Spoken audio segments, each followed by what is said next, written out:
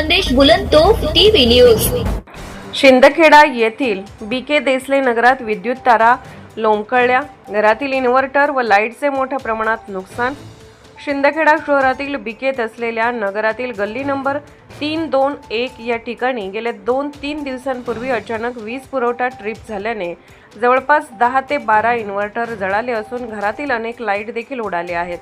गेल्या महिनाभरापूर्वी प्रभाग क्रमांक 9 चे नगरसेवक दीपकदादा देसले यांनी शिंदखेडा महावितरण कंपनीला निवेदन दिले होते। सदरच्या निवेदनातून लोंबकळलेले तार व रस्त्याच्या मधोमध असलेले रिकामे पोल व घरांना लागून असलेले इलेक्ट्रिक पोल व तारा लवकरात लवकर तार ओढून व पोल स्थलांतरित करून मिळावे यासाठी निवेदनातून मागणी केली होती, परंतु महावितरण कंपनीचे दुर्लक्ष केल्याने हा बीके देसले नगर येथील रहिवाशांना नुकसानीला सामना करावा लागत आहे।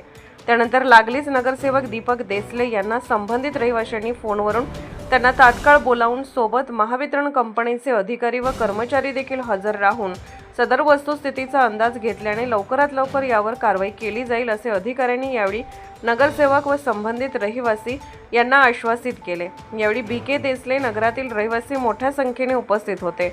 मुख्य संपादक Yadavrao Sawant. Subscribe now and press the bell icon. Never miss an update.